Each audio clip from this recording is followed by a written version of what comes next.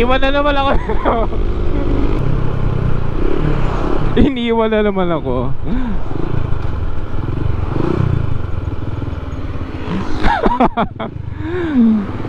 Lintik to si Ken. Kapag uuna talaga yung laging ano.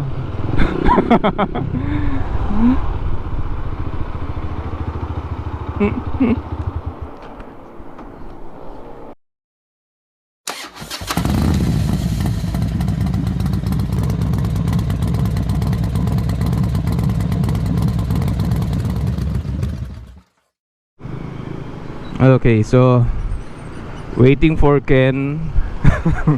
Ang sabi niya sa akin 8:30. So anong oras na? Hintik na eh. Scammer talaga to sa ano eh, sa oras eh. Sabi niya papunta na ako dyan. Antayin, hihintayin niya ako. Ang sabi niya. Kaso ako pala ay maghihintay ng matagal. Naku, ang init. Ang init-init.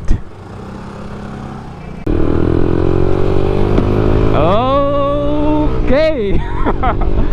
So, good morning again. This is Beau again. At welcome sa ating vlog for today.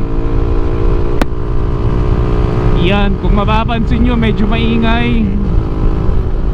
At may kasama din ako isa pang mas maingay. Mamaya makikita nyo siya. So ano yan, ang usapan namin ay 8 or 8:30, 8 to 8:30. Dumating 9. Diba, tignan nyo naman yung usapan na yan. So ano lang kami, short ride kami going to Tagaytay. Pababa kami ng Tagaytay Talisay Road. So hindi pa niya daw napupuntahan yun sa tagal niya na dito sa Cavite. So Caviteño yan since birth, pero hindi pa nakakagala sa Cavite. Diba, isa siyang ampaw na Caviteño. Hayop na bata to. So yun lang, enjoy muna natin tong ride. Enjoy the scene. Enjoy the scene. Enjoy the scene and enjoy the view. Update ko kayo kapag nandun na kami. So let's go.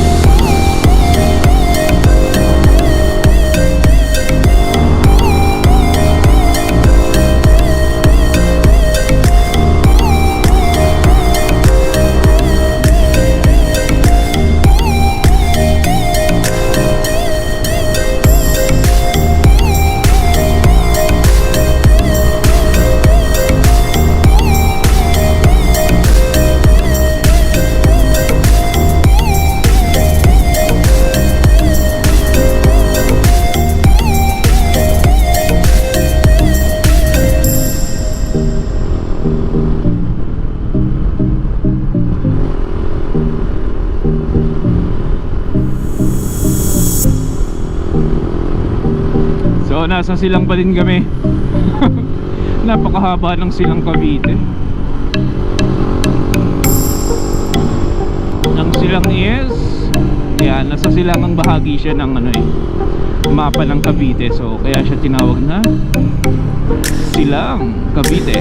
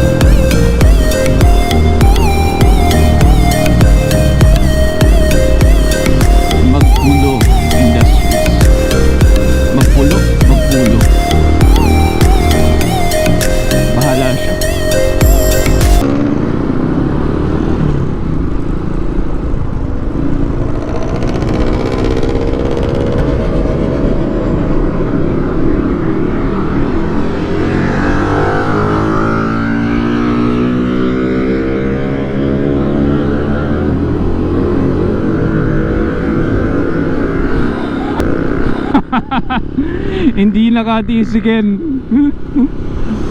So ayan na, umabante na naman si Ken. Naip na Ken to. Hindi marunong magdahan-dahan eh. Oh, maliligaw na naman siya.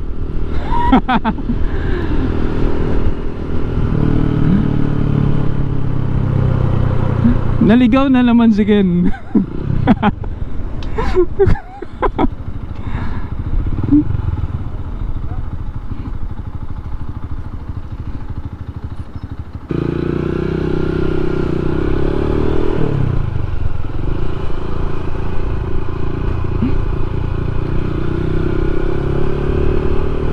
So dito ko siya hintayin sa lilim. Ayan, para solo namin yung kalsada. Ang ganda ng ambience dito.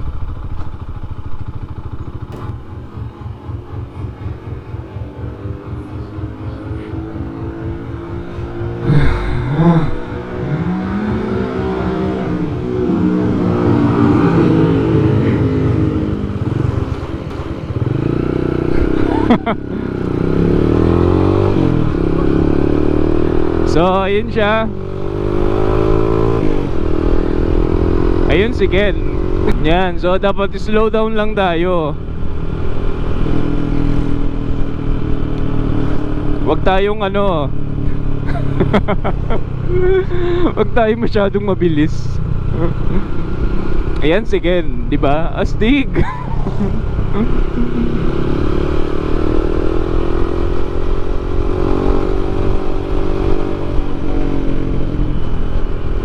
Ano yan ha, partita, hindi niya alam yung pupuntahan. So dito na tayo, Tagaytay na tayo. Pupunta na tayong Tagaytay Batangas Road, or kung di wala Tagaytay Road siguro yan. Papunta doon ha, ito ay inner part ng Tagaytay. So kung mapapansin nyo, hindi naman masyadong traffic.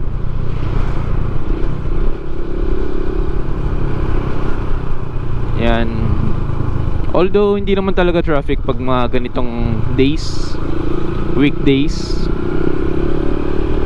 Pero kung weekend, so expect ninyo na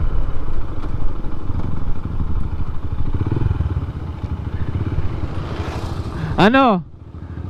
Nabiktima ka na naman?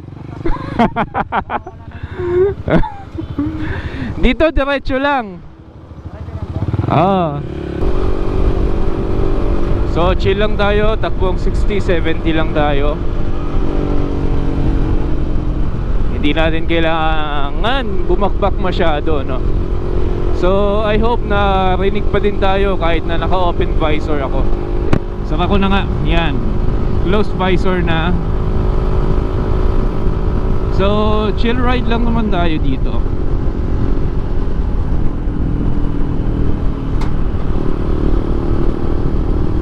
Yan.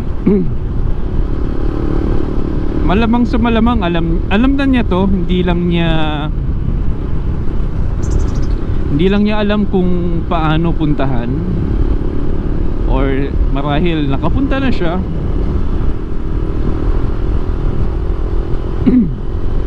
But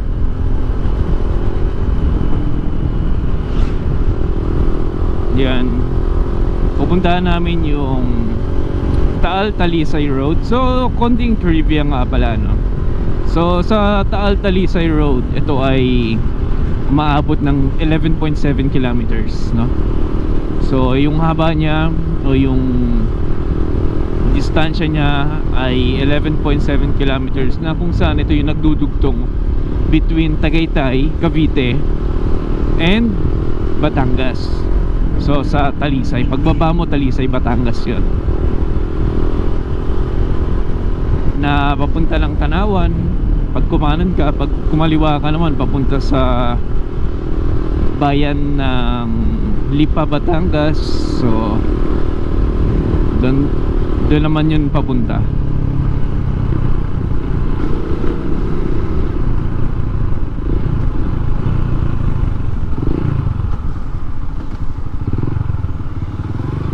Ayan, so ito ay 11.7 kilometers na kalsada.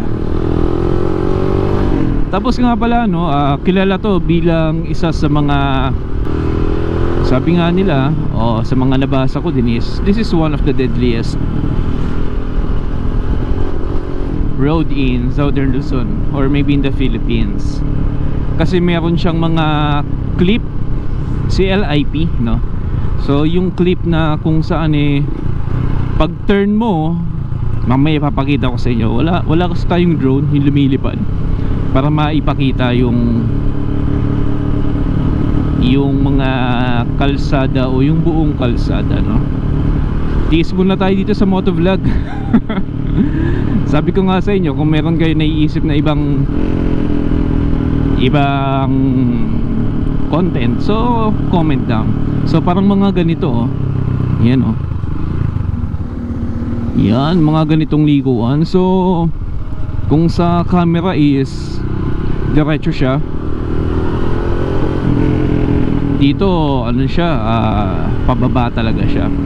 So ito nga pala is ano siya, ayun mo, prone sa mga landslides, prone sa landslide, prone sa falling of rocks.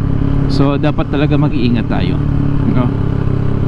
Ayan warning dangerous curve. So ito yung isa sa mga sinasabi ko sa inyo na dapat talaga, ayan mga clip. So mga tipong pa U-turn, dati hindi naman ito masyadong dinadaanan, pero today, yan, makikita nyo ang dami nang umaakyat at bumababa. So ito kasi yung pinakamaigsing route o ruta papuntang Batangas at pabalik ng Tagaytay, Cavite. So yun lang, konting trivia. So ano tayo, dahan-dahan lang tayo. So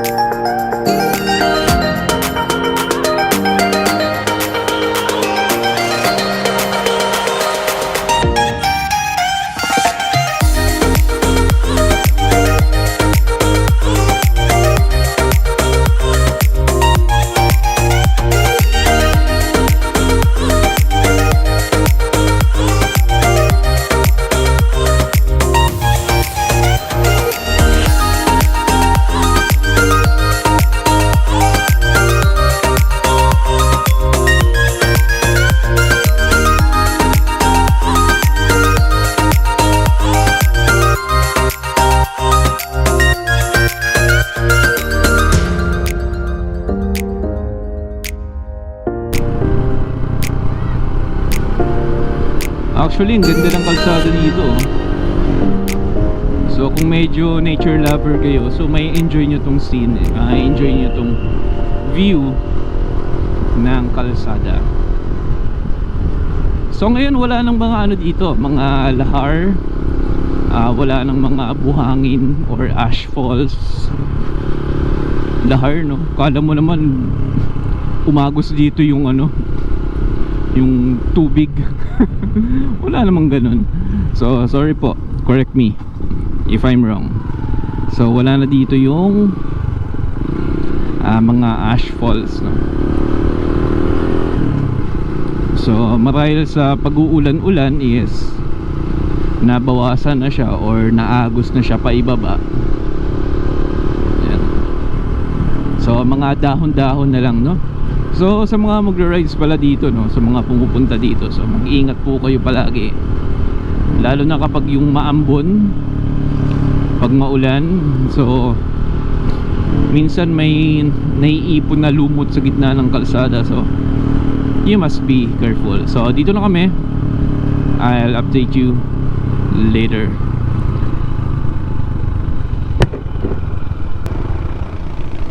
Doon kami sa silong. Ano yung RP? Hindi pala.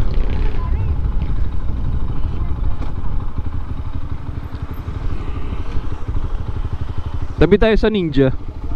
Tabi tayo sa Ninja 4. Kunwari ninja din.